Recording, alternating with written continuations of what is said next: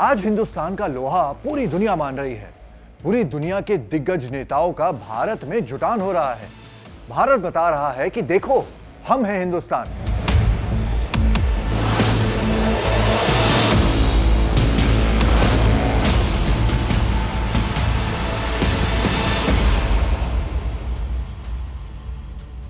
भारत तरक्की की ओर तेजी से बढ़ रहा है और चीन ये सब देखकर कूद रहा है। जब पूरी दुनिया भारत का इस्तेमाल कर रही है तो चीन भारत से दूरी बना रहा है। मगर इस बार भारत ने ऐसी कूटनीतिक चाल चली है कि चीन मुश्किल में पड़ जाएगा। क्या है ये चाल, चलिए बताते हैं। Welcome to the big bench daily. Indonesia में आसियान और ईस्ट एशिया समिट हो रहा है। इन दिनों वैश्विक सम्मेलन में प्रधानमंत्री नरेंद्र मोदी भी शामिल हैं। आसियान और ईस्ट एशिया समिट में शामिल होकर भारत के पास चीन को उसी के कुछ पड़ोसी देशों के जरिए घेरने का अच्छा मौका है। इसीलिए आसियान देशों से अच्छे संबंध भारत के लिए बेहद अहम हैं। साथ ही साथ समुद्री सुरक्षा के लिहाज से भी आसियान देशों की अहमियत भारत के लिए काफी जरूरी है।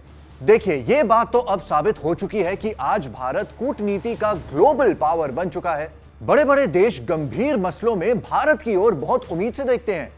ऐसा ही हाल आसियान देशों का है जो चीन के दबदबे की वजह से परेशान हैं। आसियान देश भी चीन के खिलाफ भारत को एक विकल्प के तौर पर देख रहे हैं। ऐसे में भारत को भी आसियान देशों को यह भरोसा देना जरूरी है कि वो उनके साथ है। इतना ही नहीं, सिप्री यानी Stockholm International Peace Research Institute ने इसी साल एक रिपोर्ट पेश की है। इस रिपोर्ट के मुताबिक साउथ ईस्ट एशियाई देशों का मिलिट्री खर्च 2 दशकों में दुगना हो गया है। साल 2000 में ये देश अपनी सुरक्षा पर 1.67 थाउजेंड करोड़ रुपीस खर्च कर रहे थे, जो 2021 में बढ़कर 3.57 थाउजेंड करोड़ रुपीस हो चुका है। मिलिट्री पर किए गए खर्च में सबसे ज्यादा तेजी 2013 में देखने को मिली। ये वही समय था जब चीन ने साउथ चाइना सी के इलाके में अपना एक तरफा दबदबा कायम करने के लिए घुसपैठ को तेज कर दिया था। नतीजा ये रहा कि चीन की इन हरकतों पर आसियान के 10 में से 5 देशों ने आपत्ति जाहिर की है। इन देशों में मलेशिया, वियतनाम, ब्रुनेई, फिलीपींस और इंडोनेशिया शामिल थे। यानी चीन को चुनौती देने के लिए भी आसियान देश खुद को मजबूत बना रहे हैं, क्योंकि भारत भी इस मार्केट में अपनी एंट्री के लिए तेजी से काम कर रहा है, तो उसके पास अपने हथियारों का बाजार बढ़ाने का मौका है। जाहिर तौर पर अगर आसियान देशों ने भारत से हथियार व्यापार शुरू किया तो चीन के लिए उसके बाकी के पड़ोसी मुश्किल खड़ी करेंगे। इसके अलावा भारत का 50% से ज्यादा व्यापार साउथ चाइना सी के जरिए होता है, जहां चीन की साजिशों का दलदल बहुत गहरा है। इसीलिए दक्षिण चीन सागर में चीन की हेकड़ी निकालना भी भारत के लिए जरूरी है। दावा यह भी किया जा रहा है कि जो हथियार भारत आसियान देशों को देगा, उन्हें वो साउथ चाइना सी में तैनात करेंगे। एक बात और, चीन अपने आप को सुपर पावर बनाने के लिए हर हथकंडा अपनाता है। जैसे भारत पर दबाव बनाने के लिए उसने पहले श्रीलंका को कर्ज के जाल में फंसाया और हिंद महासागर में एंट्री ले ली। चीन ने म्यांमार और मालदीव्स में भी इंफ्रास्ट्रक्चर डेवलप किया है।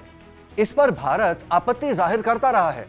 ऐसे में आसियान देशों को हथियार देकर भारत चीन का ध्यान हिंद महासागर से हटाकर साउथ चाइना सी की तरफ ले जाना चाहता है।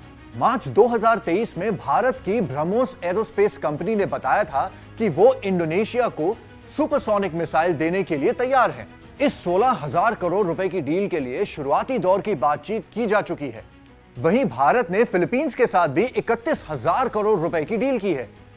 इसके तहत भारत इस साल के अंत तक फिलीपींस को ब्रह्मोस मिसाइल डिलीवर करेगा।